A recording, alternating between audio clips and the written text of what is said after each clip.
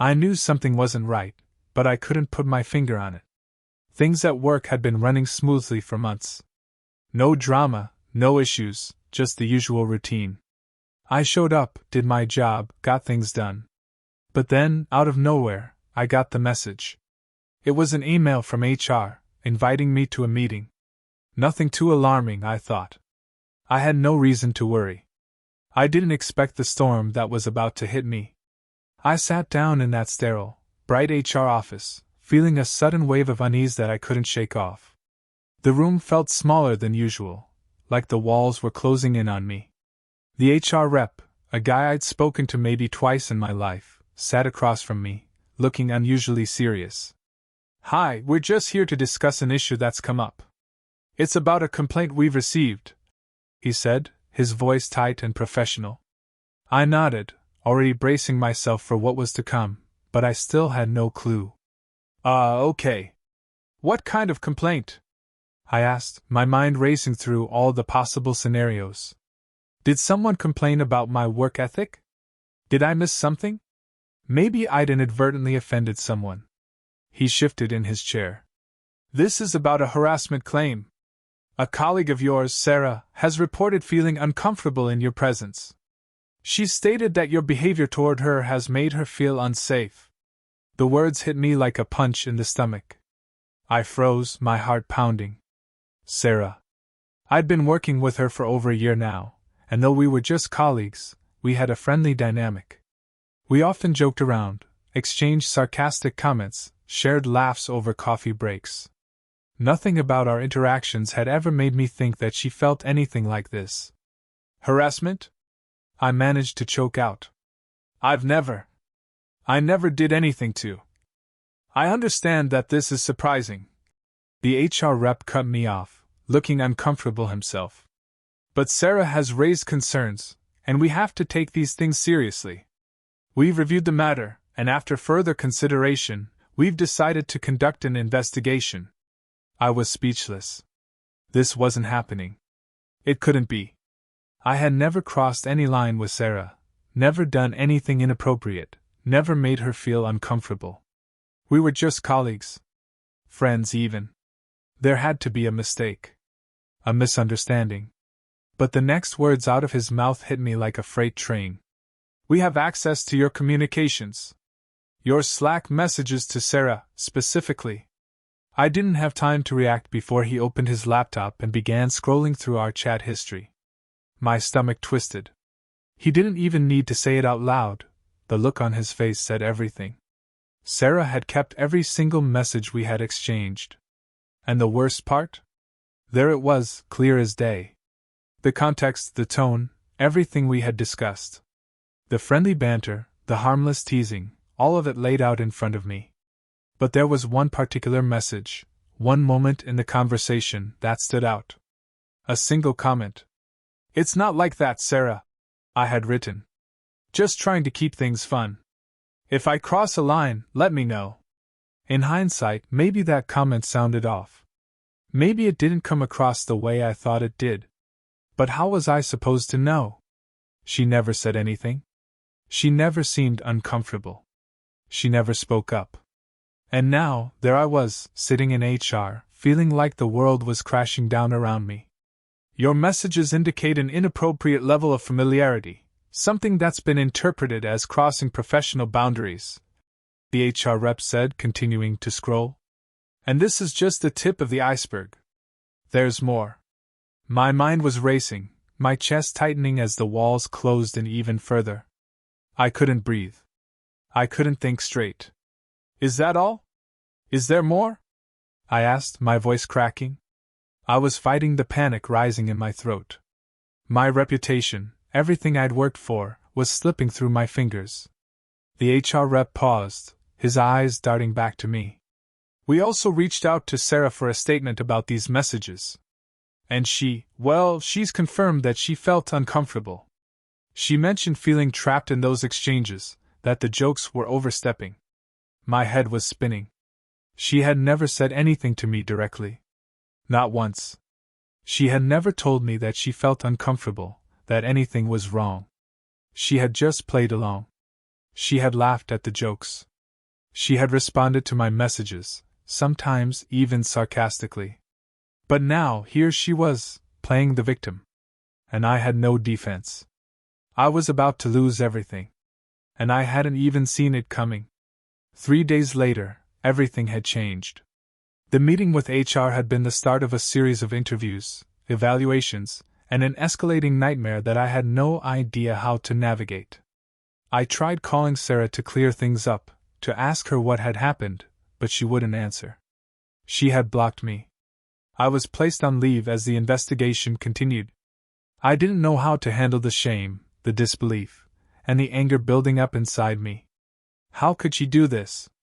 How could she twist everything I'd said into something it wasn't? I had been nothing but kind, trying to create a fun work environment, and now she was turning it all against me.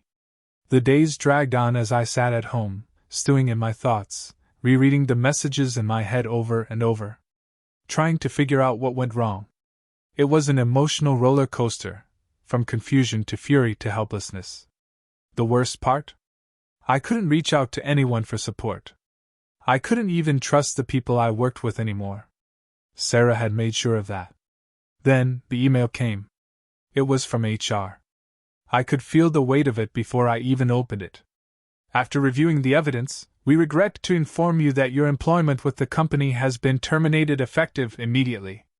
The words hit like a slap across the face. Terminated. I was fired. Just like that. One accusation. One complaint. It didn't matter that I had done nothing wrong. It didn't matter that I hadn't crossed any boundaries. It didn't matter that there was no evidence of anything inappropriate beyond the words she had taken out of context.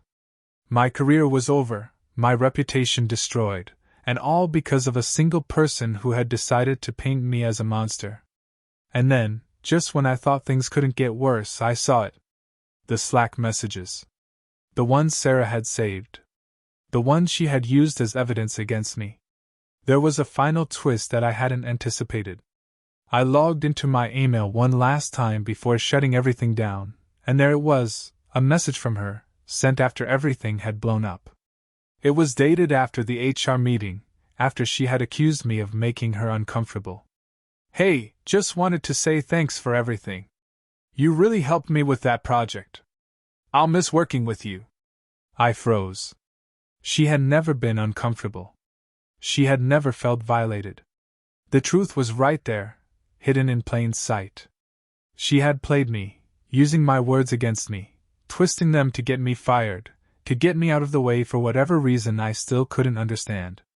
But I knew one thing for sure. I wasn't going to let her win. The shock of the termination didn't wear off quickly. If anything, it just deepened the disbelief. I was home now, sitting in the stillness of my apartment, staring at the email notification, my mind racing through the events that led up to this moment. My career, my reputation, everything I had worked for, gone, all because of a single accusation from Sarah. At first, I felt numb. I couldn't believe it had gotten this far. I tried to reach out to her, but she had cut me off completely, blocking me on every platform. She had already made her move, and I had no way of stopping her. I had tried to be the good guy, tried to keep things light and fun at work, but somewhere along the way, she had turned it into something else entirely. I sat there for hours, just staring at the walls, replaying the moments when I should have seen the signs. The subtle comments she had made, the little digs she threw my way, the way she laughed at jokes that were supposed to be harmless but, in hindsight, were crossing boundaries.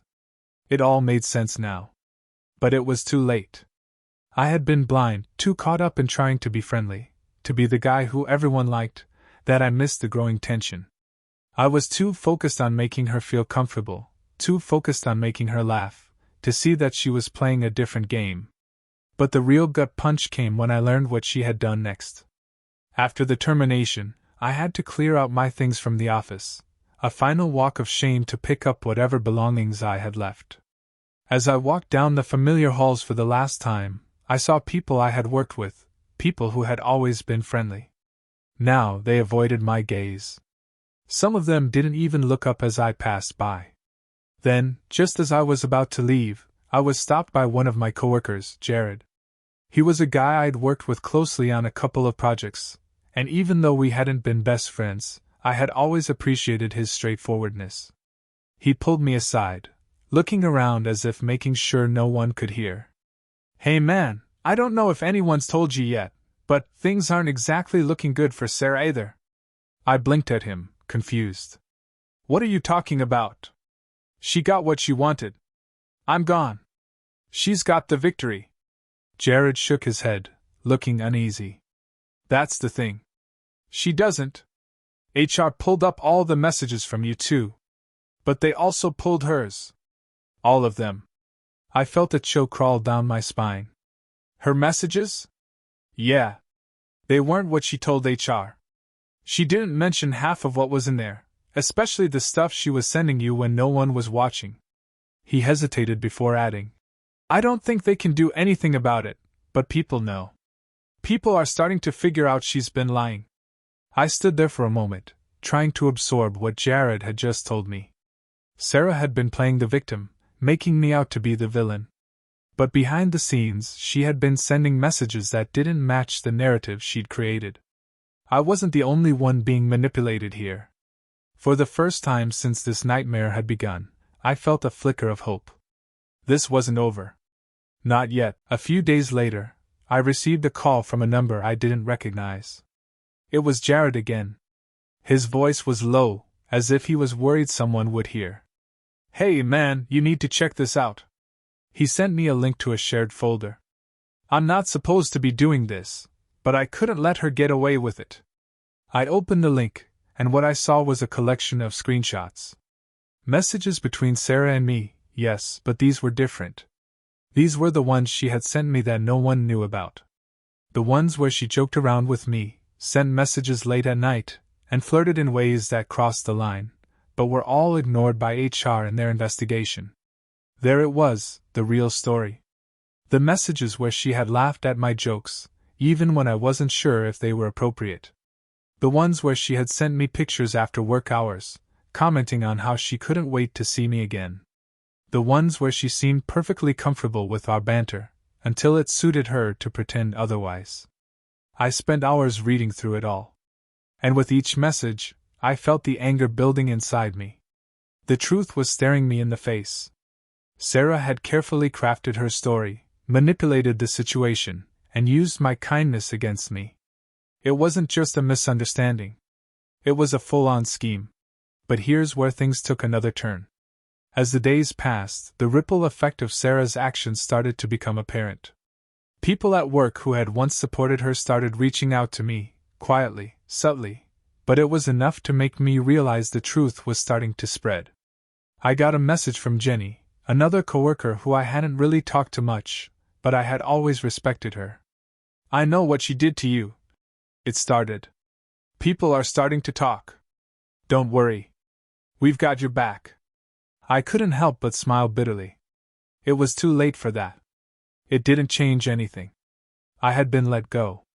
I had lost my job, my reputation, everything. But then I got a message from HR. They wanted to meet with me again. I knew they weren't calling me in to apologize, but curiosity gnawed at me. What now? When I arrived at HR's office, I was ready for whatever they were going to throw at me. But what happened next left me stunned. The HR manager, a woman I had barely interacted with, sat across from me with a folder in her hands. She looked hesitant, almost guilty. "We've reviewed all of the messages. Both yours and Sarah's. We made a mistake. We should have paid closer attention to everything. The investigation was rushed," she admitted. "We've decided to reverse the decision. Your termination will be retracted, and we'll offer you your job back if you want it." I was floored. "What? Wait, you're telling me what?" She nodded. "We've seen the evidence. We didn't take Sarah's full communications into account. And we believe the situation was handled poorly. You've been unfairly dismissed, and we're going to fix it." My heart raced. This was it, the moment when everything turned back around. But then the truth hit me. Even though I was getting my job back, things were never going to be the same. The damage had been done. I wasn't going to be the same person. Sarah's scheme might have been exposed, but the scar she left on my reputation would remain. And that's when I realized something important. It wasn't just about getting my job back. It was about making sure that what had happened to me didn't happen to anyone else. I wasn't going to sit in the shadows anymore. I was going to fight, not just for myself, but for anyone who had been manipulated or falsely accused. The real battle was just beginning.